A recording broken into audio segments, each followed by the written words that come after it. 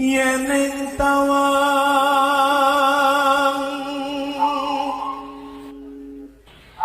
ana lintang. Assalamualaikum warahmatullahi wabarakatuh. Rahayu Sagung Dumadi. Sri Maharaja Rakepikatan Empu Manuku adalah Raja ke-6 Kerajaan Medang periode Jawa Tengah atau lazim disebut Kerajaan Mataram kuno yang memerintah sekitar pada tahun 840 hingga 856 Masehi. Rakepikatan terdapat dalam daftar para raja versi Prasasti Mantiasi. Nama aslinya menurut Prasasti Argapura adalah Empu Manuku. Pada Prasasti Munduan tahun 807 Masehi diketahui Empu Manuku menjabat sebagai Rake Patapan.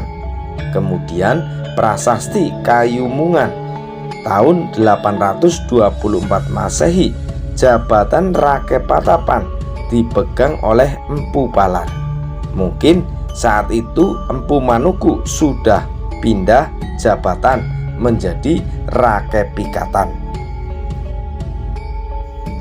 Akan tetapi pada Prasasti Tulang R tahun 850 Empu Manuku kembali bergelar Rake Patapan. Sedangkan menurut Prasasti Gondosuli Empu Palar telah meninggal sebelum tahun 832 Masehi. Daerah Patapan kembali menjadi tanggung jawab Empu Manuku, meskipun saat itu ia sudah menjadi maharaja. Tradisi seperti ini memang berlaku dalam sejarah Kerajaan Medang, di mana seorang raja mencantumkan pula gelar lamanya sebagai kepala daerah. Misalnya Maharaja Rake Watukura Diah Balitung. Menurut Prasasti Wantil, Empu Manuku membangun ibu kota baru di desa Mamrati, sehingga ia pun dijuluki sebagai Rake Mamrati. Istana baru itu bernama Mamratipura sebagai pengganti ibu kota yang lama, yaitu Mataram. Prasasti Wantil juga menyebutkan bahwa Rake Mamrati turun tahta dan menjadi Brahmana bergelar Rake Mamrati Sang Jatiningrat pada tahun 856 Masehi. Prasasti Wantil menyinggung perkawinan Sang Jatiningrat alias Rakepikatan Empu Manuku dengan seorang putri beragama lain. Para sejarawan sepakat bahwa putri itu ialah Pramodya Wardani dari wangsa Salilendra yang beragama Buddha Mahayana, sementara Empu Manuku sendiri memeluk agama Hindu Siwa. Pramodya Wardani adalah putri Samaratungga yang namanya tercatat dalam Prasasti Kayumungan tahun 824 Masehi. Saat itu yang menjabat sebagai Rake Patapan adalah Empu Palar, sedangkan nama Empu Manuku sama sekali tidak disebut. Mungkin saat itu Pramodya Wardani belum menjadi istri Empu Manuku. Sejarawan De Kasparis menganggap Rake Patapan Empu Palar sama dengan Maharaja Rake Garung dan merupakan ayah dari Empu Manuku. Keduanya merupakan anggota Wangsa Sanjaya yang berhasil menjalin hubungan perkawinan dengan Wangsa Sayilendra.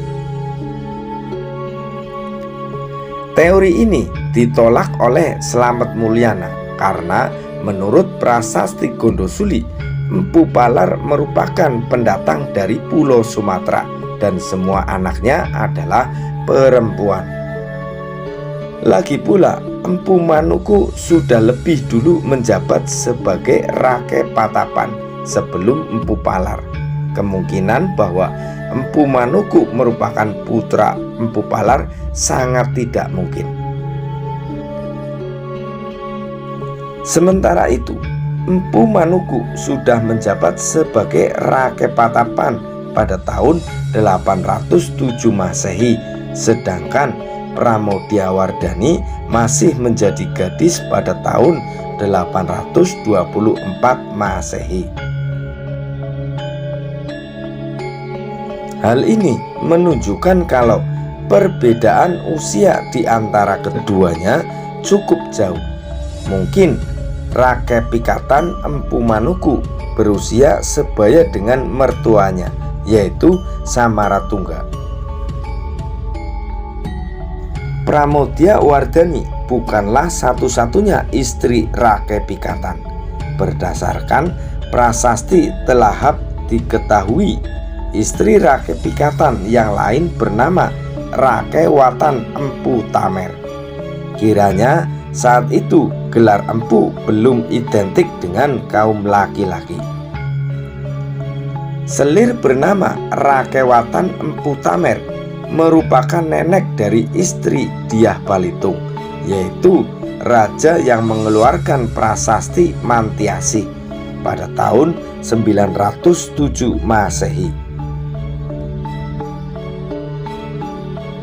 Balaputradewa merupakan putra Samaragrawira adalah raja kerajaan Sriwijaya. Teori populer yang dirintis oleh sejarawan Krom menyebutkan bahwa Samaragrawira identik dengan Samaratungga, sehingga secara otomatis Balaputradewa adalah saudara dari Pramodyawardhani.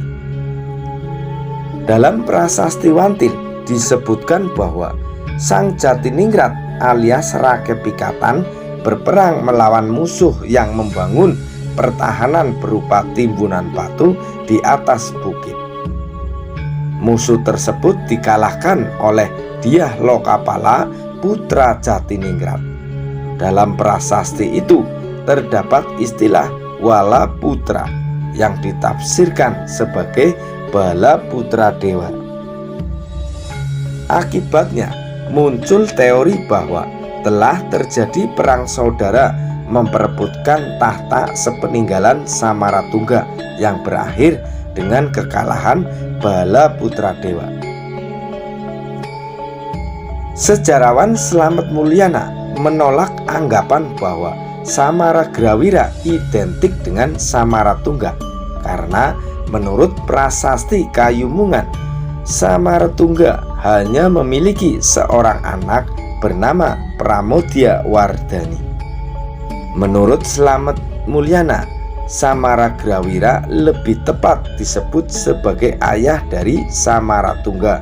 Dengan demikian, Balaputradewa merupakan paman dari Pramodyawardhani.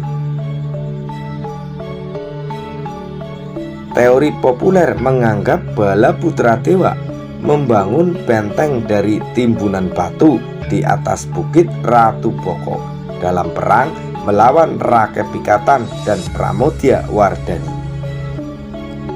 Namun menurut sejarawan Bukhori, di bukit Ratu Boko tidak dijumpai prasasti atas nama Balaputradewa, melainkan atas nama Rake Walaing Empu Kumbayoni. Mungkin tokoh ini yang memberontak terhadap pemerintahan Rake Pikatan karena ia juga mengaku sebagai keturunan asli pendiri kerajaan, yaitu Sanjaya. Sementara itu, istilah Walaputra dalam prasasti Wantil bermakna putra bungsu. Jadi istilah ini bukan nama lain dari Balaputradewa, melainkan julukan Dyah Lokapala, yaitu pahlawan yang berhasil mengalahkan Rake Walaing, musuh ayahnya. Dengan demikian, teori populer bahwa telah terjadi perang saudara antara Rake Pikatan melawan iparnya, yaitu Bala Putra Dewa, mungkin keliru. Kiranya Bala Putra Dewa meninggalkan Pulau Jawa bukan karena kalah perang, tetapi karena sejak awal ia memang sudah tidak memiliki hak atas tahta kerajaan Medang, mengingat ia bukan putra Samaratungga, melainkan adiknya. Wangsa Sailendra di bawah pimpinan Daraindra berhasil menaklukkan kerajaan Sriwijaya, bahkan sampai Kamboja. Sepeninggal Daraindra, kekuasaannya diwarisi oleh Samaragrawira. Mungkin ia tidak sekuat ayahnya, karena menurut prasasti Pongar, Kamboja berhasil merdeka dari penjajahan Jawa pada tahun 802 Masehi. Atas dasar tersebut, sepeninggalan Samaragrawira, mungkin kekuasaan Wangsa Sailendra dibagi menjadi dua dengan tujuan agar pengawasannya bisa lebih mudah. Kekuasaan atas Pulau Jawa diberikan kepada Samaratungga, sedangkan kekuasaan atas Pulau Sumatera diberikan kepada Bala Putra Dewa.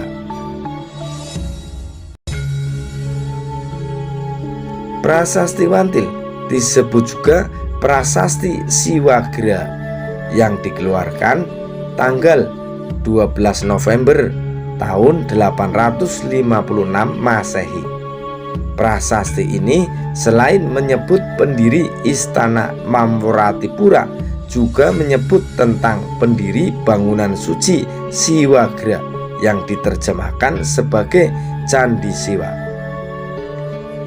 Berdasarkan ciri-ciri yang digambarkan dalam prasasti tersebut, Candi Siwa identik dengan salah satu candi utama pada kompleks Candi Prambanan. Dengan demikian, bangunan utama pada kompleks tersebut dibangun oleh Rake Pikatan, sedangkan candi-candi kecil lainnya mungkin dibangun pada masa raja-raja selanjutnya. Prasasti Wantil juga menyebutkan bahwa Rake Pikatan alias Rake Mamwrati turun tahta menjadi Brahmana dan bergelar Sang Jatiningrat pada tahun 856 Masehi. Tahta kerajaan Medang kemudian dipegang oleh putra bungsunya, yaitu Dyah Lokapala alias Rake Kayuwangi. Penunjukan putra bungsu sebagai Maharaja kiranya berdasarkan atas jasa mengalahkan Rake Walaing Empu Kumbayoni sang pemberontak. Hal ini menyebabkan ketidakpuasan karena kelak muncul prasasti Munggu Antan atas nama Maharaja Rake Gurunwangi. Penama ini tidak terdapat dalam daftar Raja Prasasti Mantiasi, sehingga dapat diperkirakan pada akhir pemerintahan Rake Kayuwangi telah terjadi perpecahan kerajaan. Nama Rake Gurunwangi, Dyah Saladu, dan Dyah Ranu ditemukan dalam prasasti Plaosan setelah Rake Pikatan. Mungkin mereka adalah anak Rake Pikatan, atau mungkin juga hubungan antara Dyah Ranu dan Dyah Saladu adalah suami istri. Rake Pikatan turun tahta menjadi Brahmana pada tahun 856 Masehi, bergelar Sang Jatiningrat. Mungkin saat itu usianya sudah di atas 70 tahun. Dan setelah meninggal, Sang Jatiningrat dimakamkan atau didarmakan di desa Pastika.